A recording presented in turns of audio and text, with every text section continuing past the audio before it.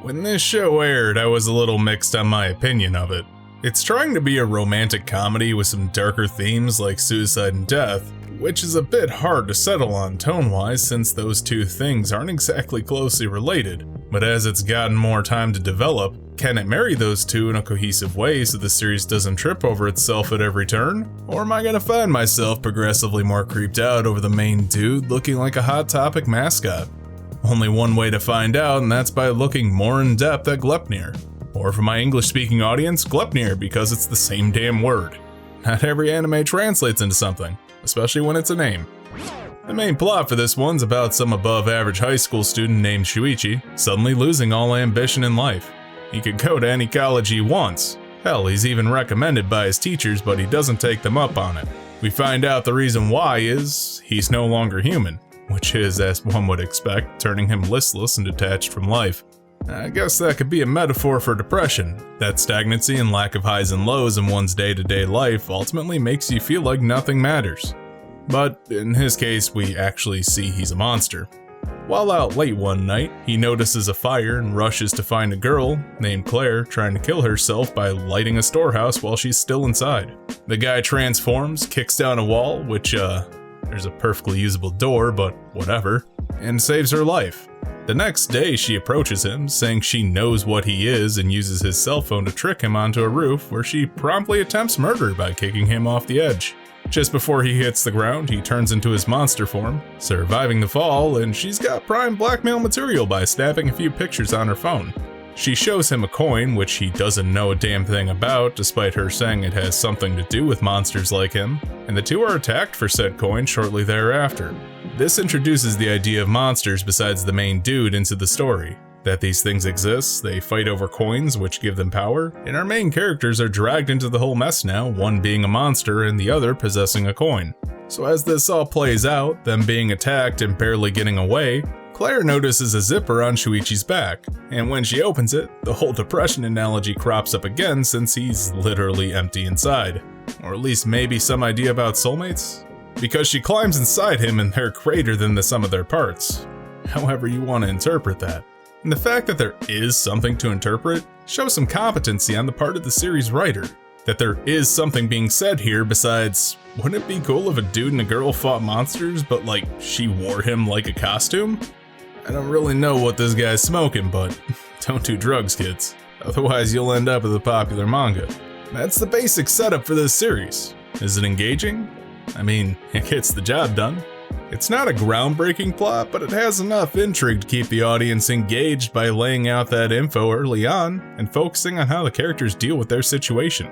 That does place a higher burden on the characters to be, well, likable, or at the very least interesting. And the fact that Shuichi feels something, like Claire's sadness and hatred when she's inside him, which that scene was phrased very sexually, shows some depth that they're fighting for something. Be it teenage angst, to put meaning in their empty lives, or just to get revenge. Which gets into the idea that those fighting are dealing with those feelings of anger, anxiety, and sadness, which push them into the fight. Whether they relish in those and become the monsters is dependent on the character's personality, and seeing the opposing reactions to these fights actually makes me empathize with the characters more, as they're trying to find out more about themselves or their families through this whole mess. So what does that leave us with as viewers? Characters dealing with emotional issues playing out through their supernatural monster fights. And that gives metaphorical weight as well as narrative depth to these scenes, which, if you can't tell, I'm a fan of. I like it when things happen for a reason besides they look cool, because then I have a reason to care about them when they don't necessarily do so. Though I'm also a sucker for kids working out their emotional damage through a series gimmick, even if that's what most would consider the basics for inclusion of a gimmick in a series.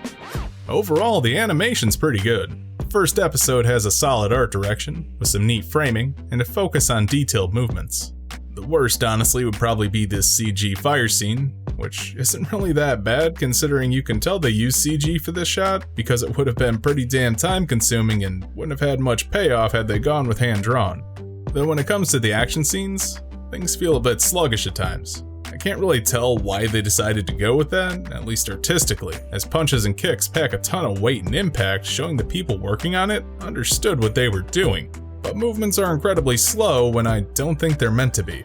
Like there's just too many frames here, making me feel like it wasn't planned out properly, leading to poor pacing for the episode's set piece. It's pretty easy to say let's stretch out this fight scene a bit longer, then work in more content. But if that's my biggest complaint for animation, I'll take it.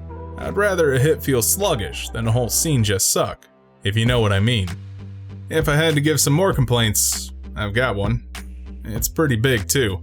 This series gave me some whiplash and sort of undercut a lot of emotion I was meant to feel in episode 1. Was it meant to be a comedy, a drama, a supernatural thriller? First impressions are super important. So when I sat down to watch this and found not much happening besides a moping teen for most of the episode, it came across as a bland mess. But moving from that point, it really picked up the slack by leaning more into its darker themes and action. Is it still ultimately about a moping teen? Yeah, but it's got conflict now, so it's not boring.